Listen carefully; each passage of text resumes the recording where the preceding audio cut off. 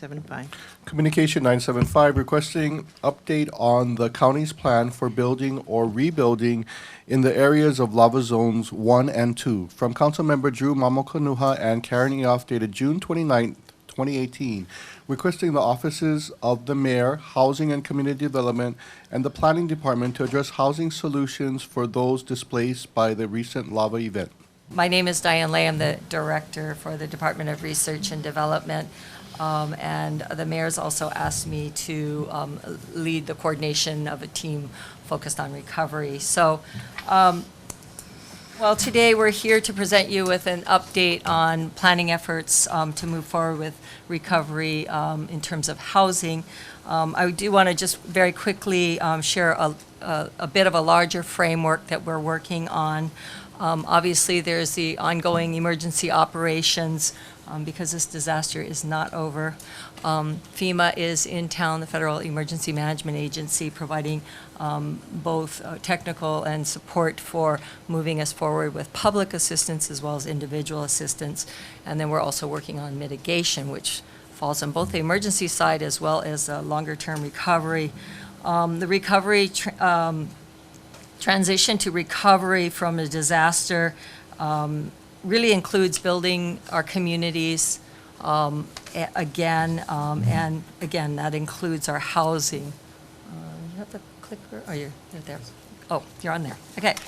So this slide here that we're presenting features kind of the bigger components from response to recovery. In the short term, we have sheltering, obviously, that has been going on. We're entering some of the intermediate phase with temporary housing, and then working on the long term, which includes more permanent housing. It's very important. Again, this is an ongoing disaster with work towards recovery, so the county is addressing all three areas concurrently. Most evident, I think, for the public and perhaps council members has been the Interagency Affordable Housing Work Group that has included state legislators, the County of Hawaii's Mayor's Office, Corporation Council, Planning, Research and Development, Public Works, our state partners, Department of Land and Natural Resources, HIEMA, the Hawaii Emergency Management Agency, and FEMA, as well as our nonprofit organizations and private sector partners. Next.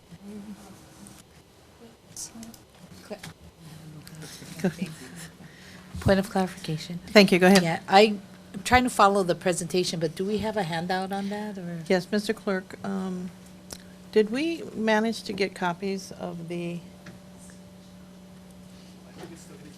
It's being okay. processed. Oh, Thank you. Thank you very much. We apologize for the late submittal. Oh, okay, we just got it. We apologize for the late Thank- submittal. We're working long hours trying Yes, to thank you, and juggle a we lot of just, things, we're so- just going to receive it right now. And Okay. I just, before you continue, just wanted to welcome Mayor Kim in the room. All right, thank you, Ms. Jeanette. Go ahead.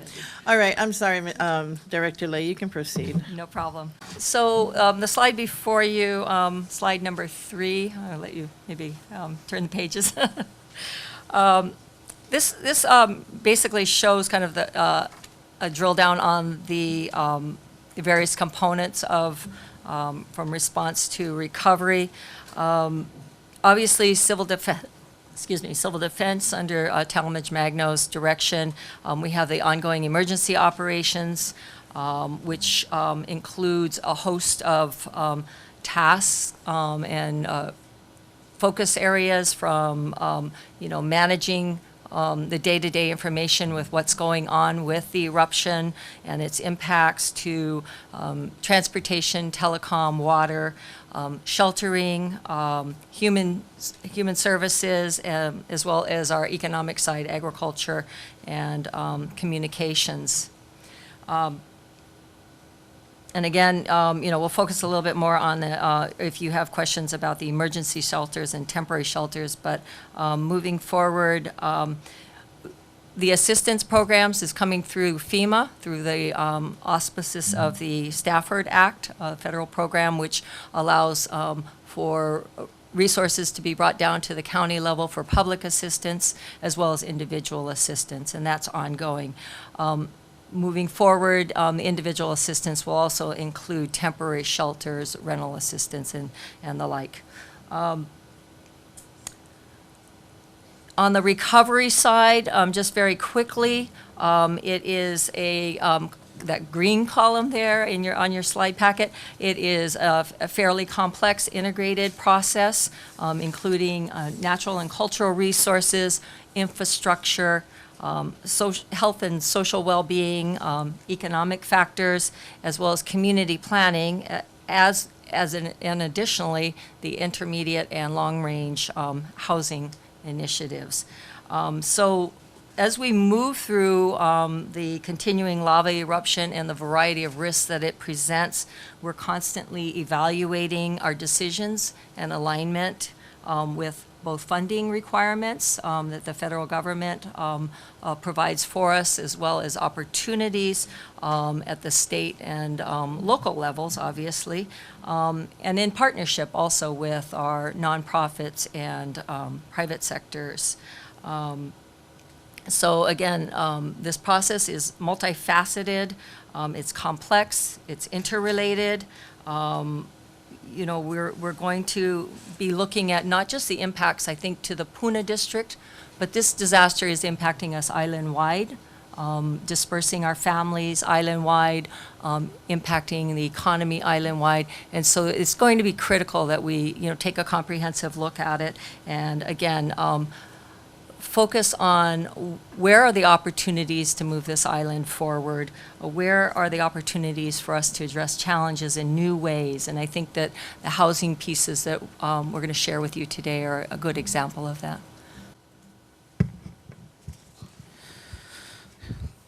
Good morning, Michael Yee, Planning Director. I cannot help but continue to wear a planning hat even through this event, which means having to review principles and values before we get into the planning. So if you bear with me for a couple minutes, I want to go through some of our guiding principles.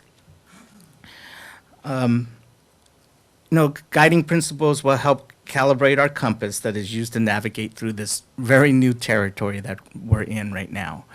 And so, understanding that we have to provide choices helps guide us. Timeliness or urgency needs to be there for us to also act quickly, but making sure we have the right data and information to make informed decisions. Critical is collaboration. There's no doubt in a smaller municipality when we're trying to address so many issues that we work together. And clearly all the departments are trying to do that with other state agencies and all our partners on this issue. Need to make sure we try to leverage opportunities. How do we leverage money with other kinds of money to bring it into projects? We've had long-standing affordable housing problems before. How do we try to overcome these barriers, leveraging the current disaster relief funds and stuff? Can we take advantage of that? So we're keeping an eye on that.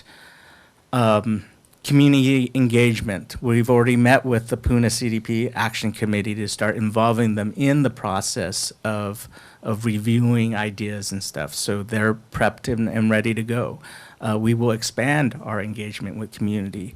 I heard from FEMA that the person was impressed in our level of engaging the community already. That doesn't always occur. It sometimes is easier for government to just go full board without checking with community, thinking they know all the solutions. So I'm glad we're making that extra effort. And lastly, this is a huge opportunity to mitigate for future hazards. So trying to keep an eye on that and not just doing what's the easiest or less costly choice. Roxy's here from the Parks Department if she needs to answer any questions. They're in the middle of surveying folks in the shelter, so I would like that if there are any questions for her, you can bring her up, but then get her out of here so she can go on with the really important work of working with evacuees. I just do want to cover that currently, as of yesterday, There are 219 folks still being sheltered. With that said, we're trying to survey them to understand what is their barrier of exiting. And so I know Roxy and her staff are doing that right now, along with some housing staff. But that's not the only folks that are out there that may need recovery housing. We have the folks that sheltered somewhere else. And we're trying to pick those folks up by having them register for FEMA or to come in through intake to just give us information about what their needs are. So we're trying to gather that data. And I think the difficult part is we really don't know if we're talking about hundreds or thousands of folks that need to get housed, permanently. We certainly have some intuitive sense where the number is probably a minimum, but whether or not it's up in the thousands, we don't know yet, how many hundreds. So we're quickly trying to determine that. And FEMA just started the registration a few weeks ago, and we still haven't got all the data from that yet, but we expect that to roll in soon. So where do we want to move folks out of the shelter? How are we going to get them out? One is basically current rentals that are available and current properties that are for sale. The real estate industry has been great in wanting to create a clearinghouse to help streamline information about what's for sale, what's available for rentals. They're working closely with NGOs and other housing navigators to help place these folks. Trying to expand the ability for folks to go out and to find apartments could be helped if there were more Section 8 vouchers. Again, we're limited in what we have here now, but are there some more available? Are there funds to fund those will be a question. So trying to streamline for folks to know where they can go. There is also a program through FEMA, the Transitional Shelter Assistance Program, which provides basically putting folks into hotel rooms. And certainly there's some pros to that, but there's also the con in that we don't have a great number of available hotel rooms here in East Hawaii. Certainly folks can be flown to Oahu and other islands, other places to be placed into hotels. But this isn't necessarily the cheapest option, but it is an option that's available if we choose to do it. I think one thing we're trying to investigate with FEMA is the ability for them to expand it to vacation rentals for bed and breakfasts. If they can do that, then it's probably an option we really want to go for. It is a 75-25 split between FEMA and the county, federal and the county.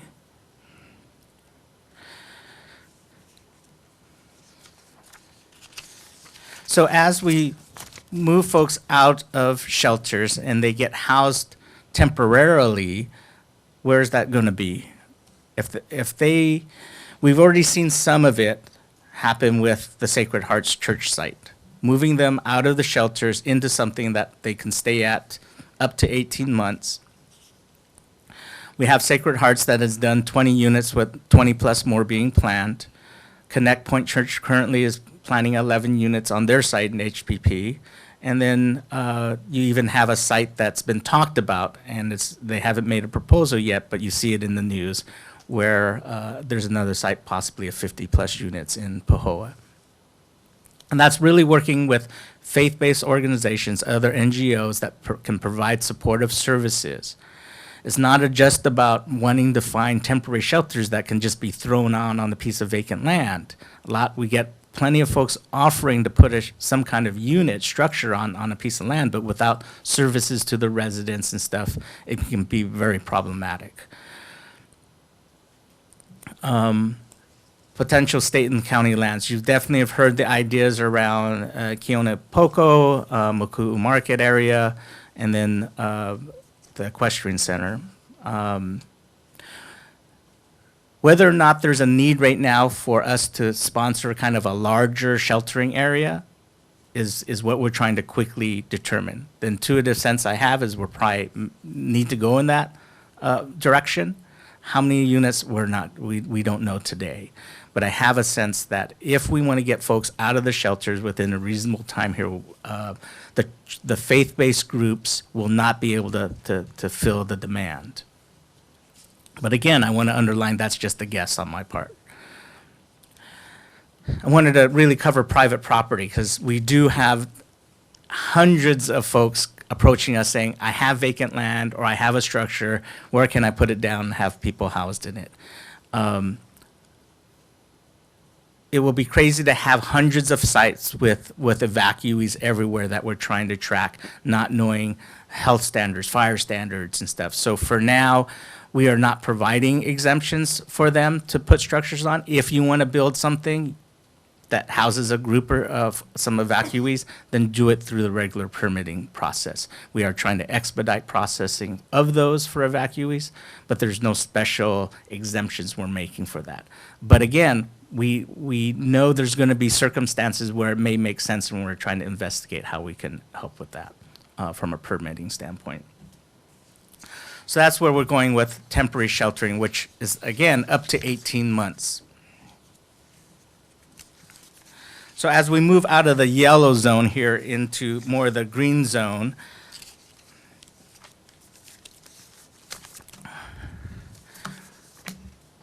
I talked about a little bit about the guiding principles. We want to make sure we follow general plans, CDPs, and engage the community. Hopefully that gets us to a recovery plans. This is just an overview of some of the trying to align our processes with FEMA is critical. So in this case, if you look under the column of recovery, you see recovery support functions. They are very specific to aligning with FEMA areas. And trying to ensure that we look at those, then trying to match them up with how, let's say, they can align with Puna CDP goal areas. Then we get to how do we leverage opportunities to fill these needs. I want to highlight two. One is the state legislature. There's opportunities to go for them. There might be a special session where we want to ask for additional funds. For instance, Kauai received a $100 million allocation. So will there be an ask from the county for that is certainly being considered. On the county council, and Roy will cover this more, there'll be opportunities for changing code for accessory dwelling units, possibly creating a redevelopment agency, but I'm going to let Roy handle that end.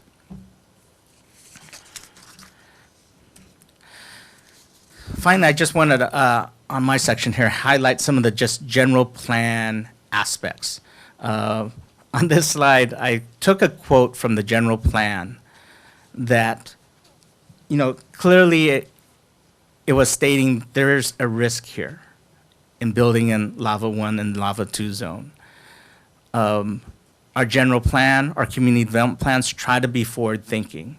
So to ignore them would be in error, because I think there's really important things that it tries to guide us on.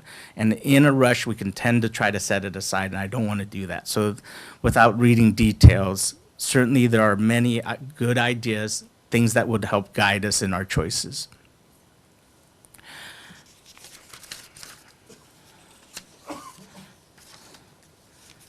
I'm not going to read a list of them to you.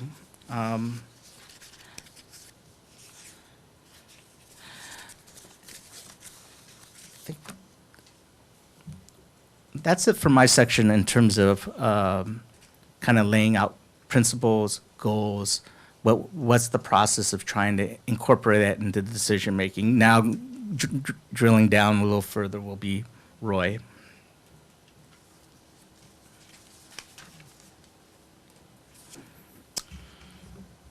I really want to sound like I know what I'm talking about, but I tell you, this whole process has been quite a learning experience, figuring it all out.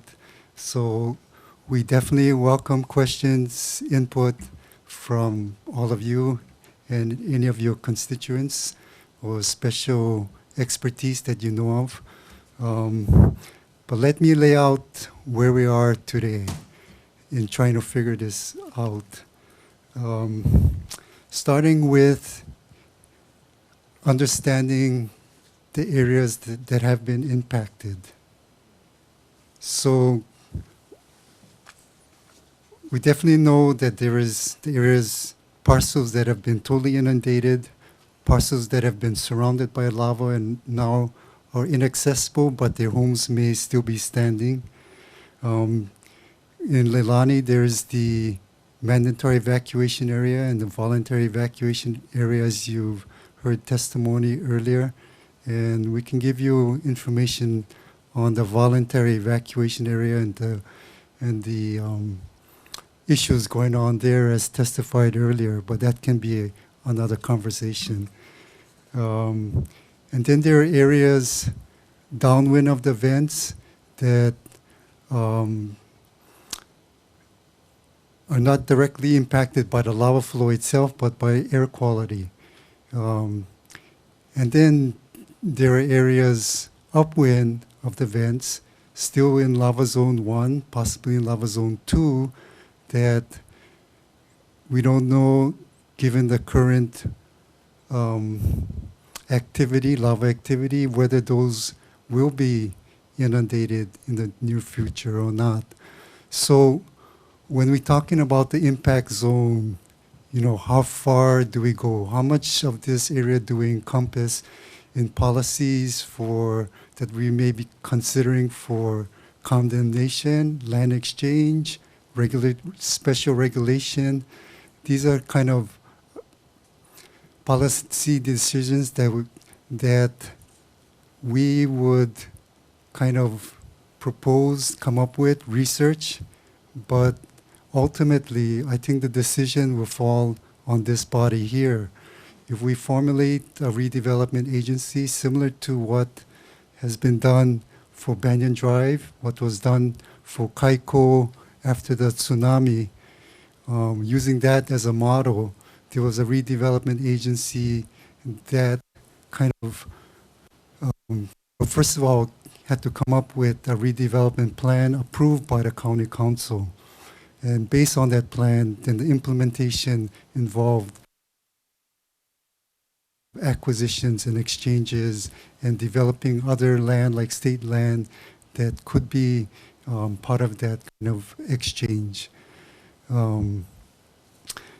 So that's the type of tools based on the impact areas and how we want to leverage those kind of tools into going into the future for housing options.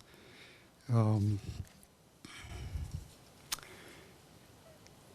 terms of the range of options, we're trying to develop a range of choices, both the type of housing, the price points, and the timing. So what can we deliver sooner than later for those people? And when I say later, we're kind of pegging it to the maximum assistance period that FEMA can shelter these people with some type of assistance.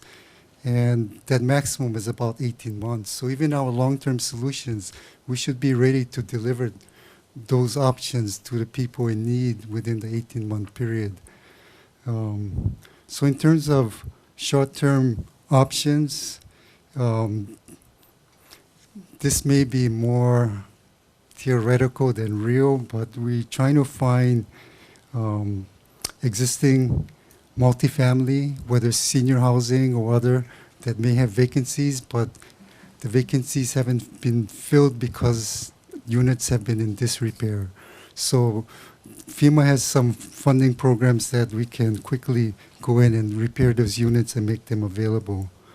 We're also talking to FEMA about the possibility of assisting in moving or relocating undamaged homes.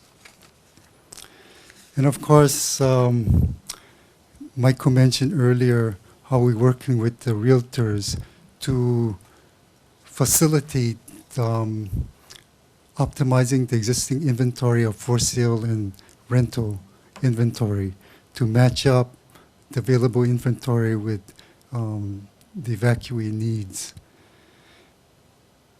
And then to increase the supply of that, particularly rental inventory, with accessory dwelling units. And this one, Councilman Liloy is helping us on one of the working groups to examine this option. And let me just throw in that it's very timely that you folks, the council, is looking at controlling the vacation rental units, because as we add accessory dwelling units, the last thing we want is for, after the disaster, for those to be turned into vacation rentals. We want them to be available for long-term rentals. So in fact, a lot of these options, we're trying to set up in terms of smart growth principles that Michael mentioned that are expressed in the general plan and Puna Community Development Plan. We want to set up for affordable housing, which has been a problem before the disaster, but leveraging this disaster to create the opportunities and the tools like accessory dwelling units that can help us find solutions to the affordable, for affordable housing. And another thing we want to try and set up is to address going down in the line our homeless problems. So that is an example of the Sacred Hearts project, the transitional units there. That was done as a pilot, as an experiment on how you do transitional shelters for disaster that hopefully are positioned to turn into possible homeless shelters in the future. So increasing the physical inventory through accessory dwelling units is one thing. Michael mentioned Section 8, how do we do that? And we have thoughts to come back to you possibly with amendments to the property tax code to see if we can incentivize more landowners to participate in Section 8.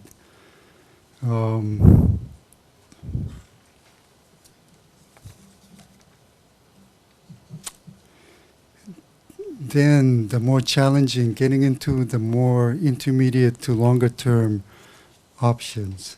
So one idea, and I'm looking at slide, yeah, we're on the right slide. Okay, so like 3 different range of choices now that I'll be laying out. One is for a more family or individual household that wants to be closer to schools and services. A more, I wouldn't say urban per se, urban in the Big Island style. So close to schools and services. So there's a master plan already done for, say, like Ke'au, that's close to all of that. Schools, parks, commercial, to see, for example, how we can facilitate that master plan to get that one going more quickly. So one way to create value in a situation like that, and then to capture that value back. So to create the value, we could say the rezoning itself would create value. If we put some disaster public funding into some of the infrastructure like wastewater, water, or even a transit hub, that creates value for that project that we can then capture back in terms of, say, so many acres of land. And then that land then becomes available under the HRS 171. If it goes to the state, for example, it becomes available for that type of exchange that would be moderated possibly by the redevelopment agency. So that is the urban choice. Then the rural lot choice would be consistent with the Puna Community Development Plan, directing the future growth, all these evacuees, directing them instead of a random scatter into all the vacant lots in Puna, hopefully redirecting them towards a more future town center area. Like HPP has a 220-acre back-to-back, a 40-acre that could be piloted as this type of town center, and using various types of sophisticated tools, including improvement districts, transfer development rights, whatever, to reconfigure that town center, the walkable radius around that town center, to increase the density, maybe not spectacularly, but even a double of that density with proper services. And then to target those types of areas for the future development of Puna. And then the third range of options is for those who want to get into or continue their agricultural activities. And so to have a type of housing that would be connected with agriculture.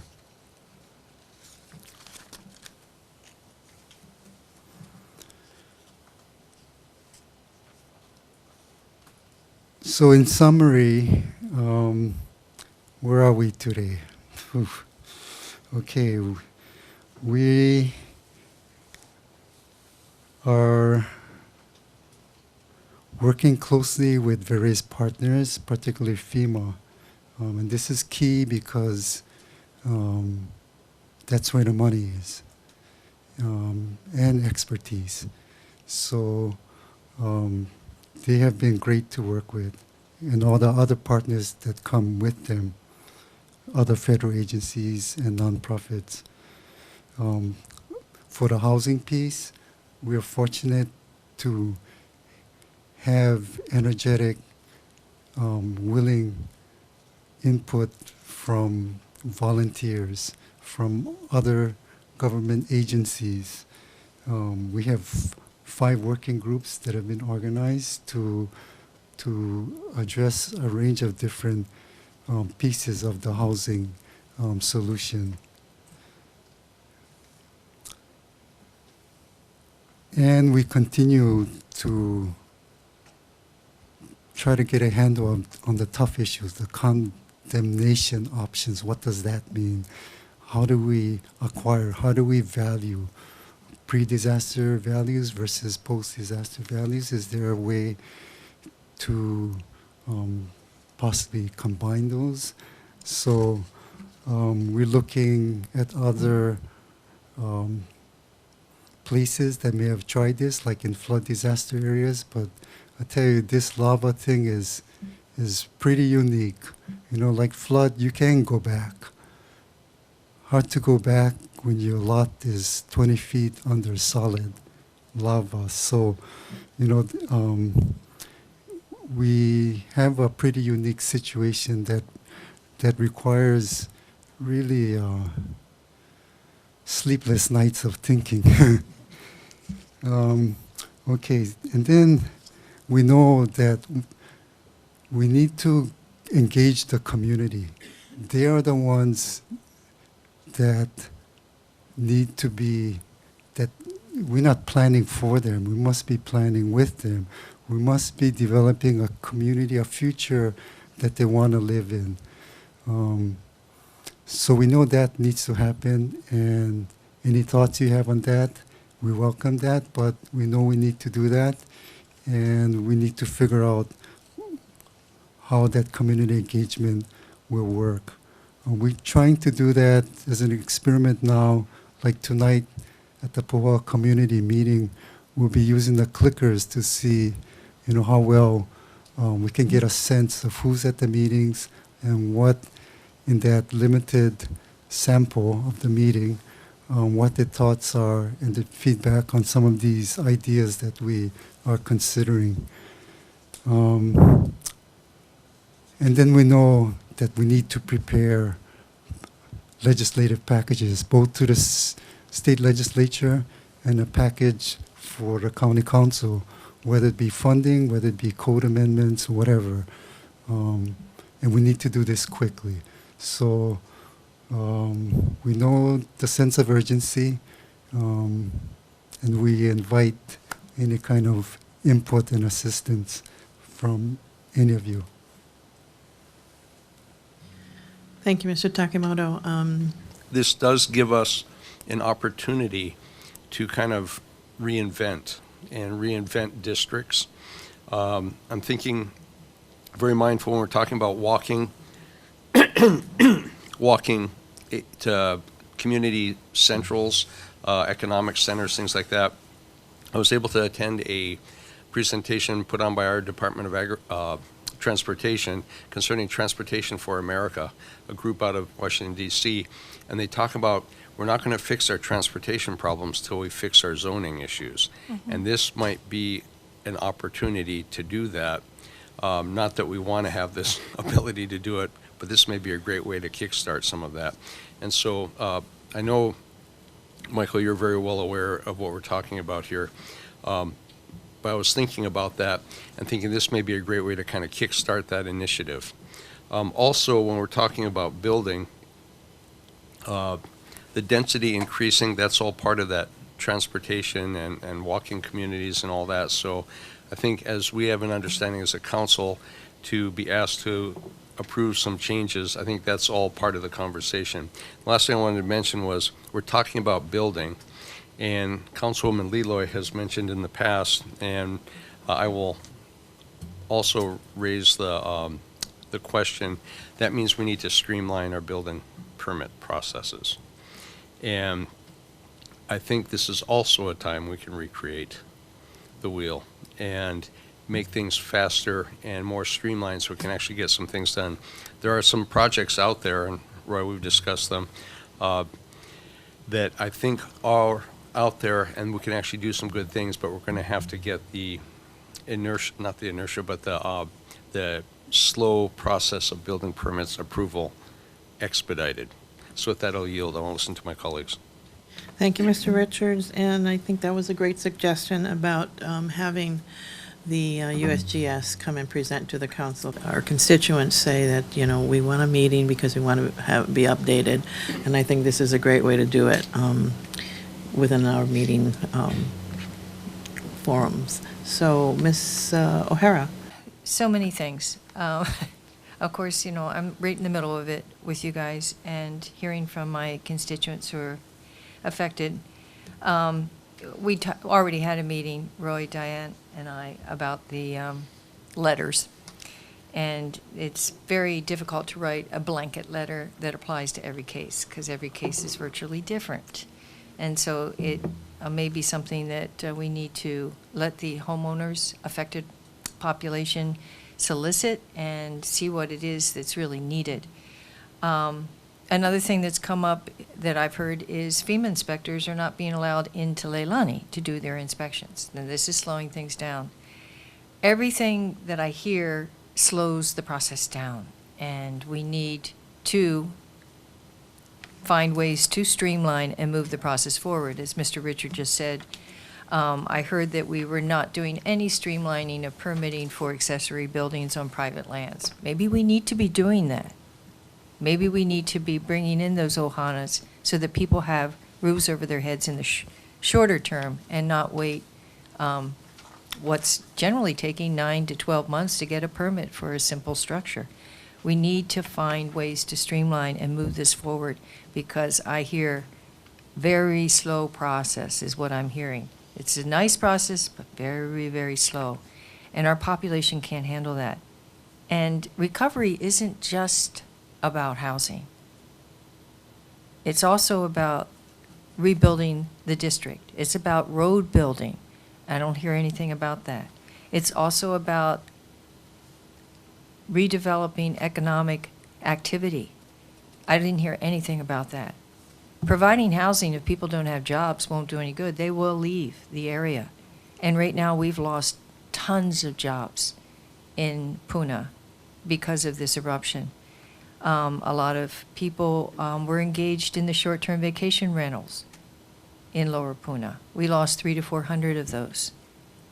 And I've heard an estimate that for every short-term vacation rental, it creates at least 5 part-time jobs. we have lost tons of jobs. And so we need to consider that as part of the rebuilding and not just nice imagery of walkable towns. Pahoa has a lot of land within its town boundary that is not being used productively, either commercially or residential.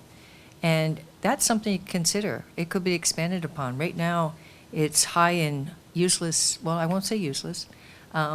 It's grown up in albizia trees. Maybe we can find a use for them and remove the albizas and start some development in the area known as Pahoa Village. I don't know what the status of the Pahoa master plan is. I was going to ask Mr. Yee this when I had a minute. We were at the point of, once again, contracting it when this lava event happened, just like in 2014. So I hope it's somewhat moving forward, because without that plan and without the wastewater facility that plan is supposed to address in terms of a feasibility study, we will have a hard time reconstructing or rebuilding Pahoa and the Puna area. So that has to go forward sooner than later. I also didn't hear anything about education. I know we've lost at least one school site, and others have been affected. So when you're rebuilding, when you're going into the rebuilding mode, it's not just about housing. It's about all of these things coordinated together, and I know it's hard, and I know we have some working groups started. I unfortunately haven't heard from my working group in the last 2-3 weeks since it was created, and I hope to get a meeting going tomorrow, but we got to move a little faster to address the needs of the folks that are so impacted by this. So I'm hoping that we can get better coordination between the legislative branch and the administration as we move on this rebuilding of Puna. Thank you.